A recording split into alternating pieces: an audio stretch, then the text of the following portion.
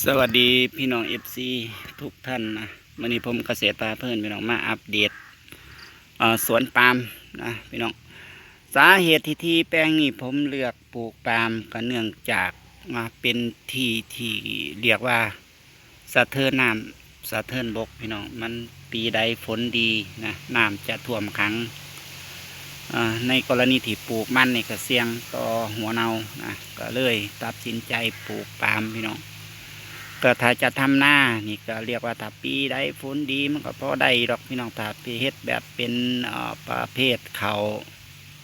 เรียกว่าเขาให้นะน่าจะพอได้กินนะแต่ว่ามันก็เฮ็ดยากลำบากพี่น้อง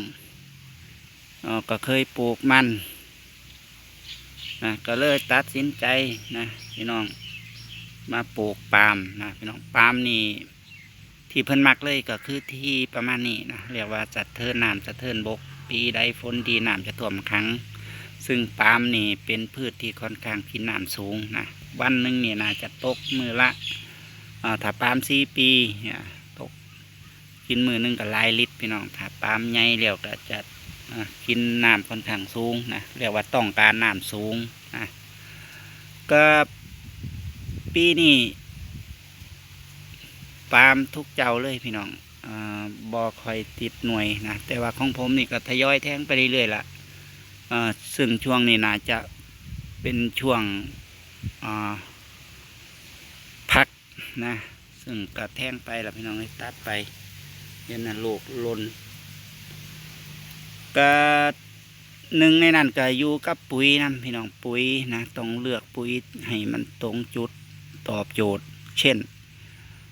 ปุ๋ยที่ปาล์มน้ำมันมักก็คือ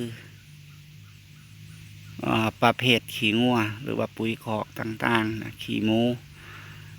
แต่ว่าบ่แนะนำเป็นปุ๋ยมูลไก่หรือว่าขี้ไก่พี่น้องจะเฮ็ดให้ปาล์มน้ำมันยืดไว้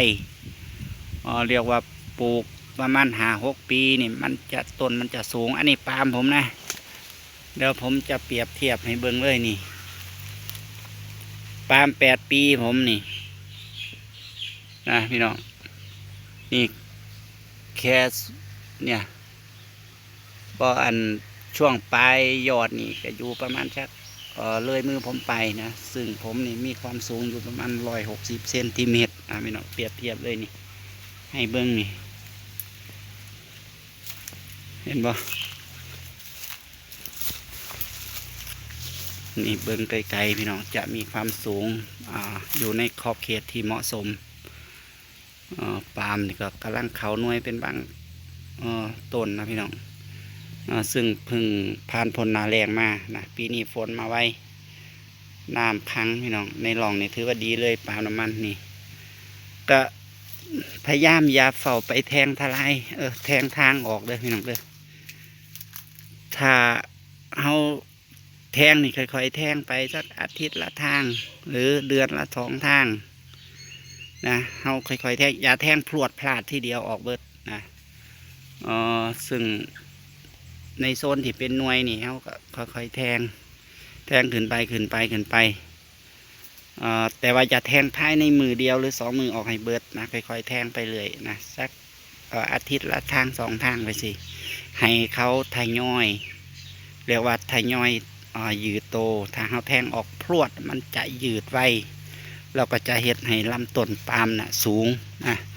ซึ่งมีเป็นบางต้นที่น้องผมเพิ่นบอกเข้าใจเพิ่นแทงนะนี่เดี๋ยวให้เบื้องต้นนี่ปาล์มจะยืดเร็วซึ่งก้อนหน้านี้ให้น้องเพิ่นดูแลเพิ่นกระแทงพรวดมันสูงนี่ยาแล้วอีกอย่างหนึ่งหายาใส่ขี้ไก่พี่น้องปุ๋ยขี้ไก่มันจะเฮ็ดให้ปาล์มเรียกว่างามเขียวไว้ยืดไว้นะมันก็มีหน่วยอยู่พี่น้องหน่วยก็ทุกต้นละแต่ว่าบ่ดกช่วงนี้นะแต่ว่ามันก็น่าจะปาล์มเนี่ยมันจะตั้งโตทุก3 เดือนนะเรียกว่าตั้งโตผักโตนะ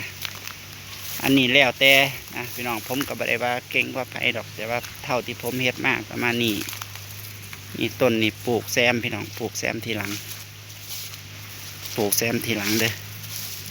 กระแทงเอาหน่วยไปขายแล้วพี่น้องเดี๋ยวก็ตัดไปขายแล้วนี่เป็นโซนที่ผมจะปลูกปลานะผมจะปลูกไม้ปลูกพวกไม้ไว้เฮ็ดบ้านพี่น้องให้ลูกหลานเฮาในอนาคตนะให้ได้มีบ้านใหม่ราคาแพงอยู่นี่ปาล์มกับหน่วยละพี่น้องเอ้ยพุ่นนะเบิ้งกับบ่ได้รู้ล้าแต่ว่าขอให้เป็นหน่วยนี่น้ำท่วมครั้งถือว่าดีเลยตอบโจทย์นะพี่น้องสำหรับปาล์มน้ำมันมันมากประมาณนี้ปีนี้ฝนมาไวหรือว่ามาต่อเดือนทั้งเดือนเลยเดือนนี้ทั้งเดือนนะตอนนี้ก็วันสิ้นเดือนแล้วพี่น้องมือมาเนาะก็หน่วยทุกต้นละพี่น้องนี่โซนที่จะปลูกปลาพี่น้องประมาณไรกลัวผมจะปลูกไม้ทดแทนเช่นไม้ที่ผมเล็งไว้จะมีไม้แดงนะเราก็ไม้ประดูไม้พยุงเราไม้กระถินเทผ้าจะปลูกหลายอย่างพี่น้องไว้เฮ็ดบ้านไว้ใช้ประโยชน์ไม้ที่มีแกนแข็งก็คือไม้แดงพี่น้องวันหน่วยอันนี้ก็ค่อนข้างยืดนี่ต้นที่แทงออกแบบหลายๆมันจะยืดนี่มันจะยืดไว้ปาล์มน้ำมันเราจะต้องใส่ปุ๋ยแบบให้ถูกวิธีดิบ่แม่นใส่วันไหนก็เห็นว่าใส่ขี่ไก่งามใส่ตำเขาบ่แม่นนี่น้องผมเคยเอามาใส่อยู่น้องผมบอกเบรกเลยถ้าบ่สั่นอายุปาล์มมันจะสั่นลงมันยืดมันยาวมันสูงมันเก็บยากบอกง่ายๆบางคนนี่เพิ่นก็ขุดถิ่มไปหลายเจ้าพี่น้องเนื่องจากปลูกกับบ่เป็นหน่วยนี่ก็กำลังเข่าหน่วยนี่เดี๋ยวผมจะต้องมาบริหารจัดการเองจักเดือนละให้มันเดี๋ยวจะมาไล่แต่งนี่พวกนะรอให้เขาใบเขาแห้งประมาณนี้เขาจังค่อยไล่ตัดใบที่มันแห้งออกเบิดเลยแล้วก็ลงปุ๋ยนะปุ๋ยถ้าเป็นเคมีนี่ควรจะนำทางด้วยปุ๋ยอินทรีย์ก่อนนะเช่นปุ๋ยประเภทขี้ข้างข้าวหรือขี้งัวนำทางไปยักอาทิตย์หนึ่งหรือ10 วัน15 วันพี่น้องหลังจากนั้นเขาก็จังใส่ปุ๋ยเคมีเป็นยังถึงจะต้องทำแบบนั้นเพราะว่าปุ๋ยเคมีนี่มันจะบ่ตกห่างถ้าเฮาหว่านพวกพืชพวกปุ๋ยอินทรีย์ไปก่อนนะถ้าเฮาบ่เฮ็ดเช่นนั้นปุ๋ยเคมีมันจะตกห่างในดินจะทำให้ดินดานนะดินเสียไว้ดินกระด้างนะอันนี้คือความรู้นะพี่น้องก็แล้วแต่พี่น้องสีเสื้อหรือผ้าเสื้อนะโดยเฉพาะการทำการเกษตรนี่มันบ่มีมองจบสิ้นพี่น้องมันจะต้องพัฒนาไปเรื่อยๆนะซึ่งโลกมันก็พัฒนาตามโลกเขาก็หน่วยทุกต้นพี่น้องแต่บ่ดกนะนี่ปาล์มน้ำมันมันก็ของประมาณนี้พี่น้องมันจะเริ่มแทงช่อดอกนี่กับพอได้นะคือว่าพอได้นี่หลังจากที่ปลูกมานี่น่าจะปีนี้เป็นปีที่9นะพี่น้องปาล์มผมนี่ปีที่9นู่นแหละหน่วยพาพี่น้องชมนะนี่ยางหน้าปลูกไอ้พี่น้องหาได้กินเห็ดนี่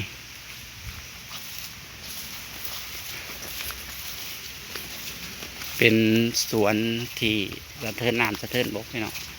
ก็อีกหลายปีเราพี่น้องกะว่าผลสูงสักประมาณสัก10 เมตรนี่น่าจะโลนะโลนี่ก็คงจะต้องเฮ็ดพืชชนิดอื่นนั่นแหละหรืออาจจะปลูกใหม่อื่นนี่ก็เรียกว่าปลูกเช่นอาจจะเป็นเฮ็ดพวกเกษตรล่มลุกพี่น้องเกษตรล่มลุกก็หน่วยอยู่พี่น้องหน่วยอยู่หรอก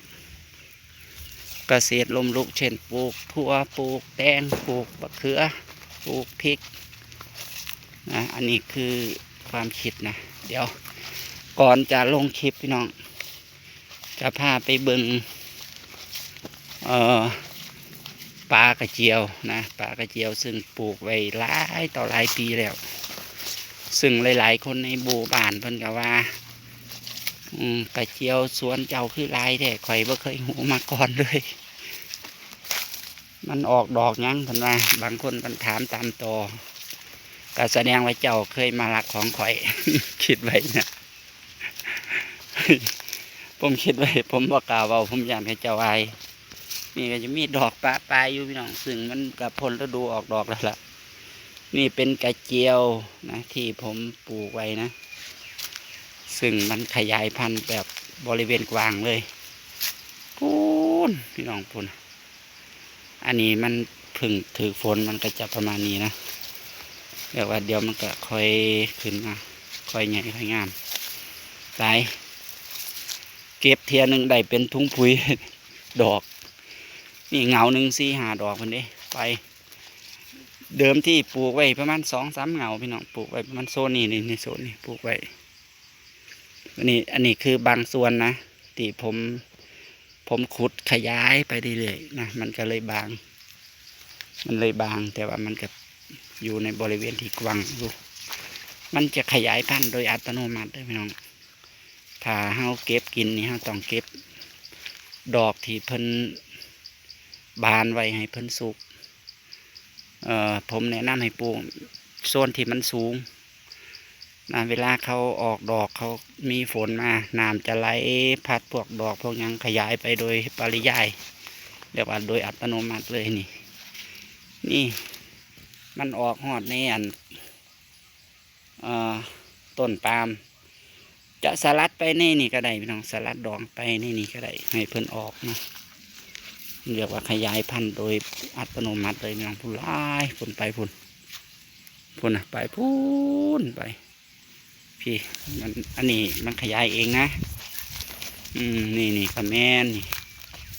ขยายเองเลยพี่น้องนี่ปีต่อไปมันก็ขยายไปพุ่นอันนี้มันขยายพันธุ์โดยเมล็ดนะโดยเมล็ดที่เขาถือน้ำซับเซมาก็ประมาณนี้พี่น้องอันนี้ก็ไม้เสริงสางนะมันขึ้นอยู่น้ำต้นปาล์มเป็นไม้ที่งามพี่น้องเพื่อนเสริงสางบ่เป็นผักกูดเด้ทีแรกผมเข้าใจว่าเป็นผักกูดเอาละพี่น้องนะสำหรับคลิปนี้ผมเกษตรพาเพื่อนต้องขออำลาพาจากพี่น้องนะไว้แต่เพียงเท่านี้พบกันใหม่ในคลิปหน้าพี่น้องนะหากเห็นว่าคลิปนี้ดีมีประโยชน์ฝากกดแชร์พี่น้องกดแชร์นำสำหรับวันนี้ขอตัวลาลงละพี่น้องบ๊ายบาย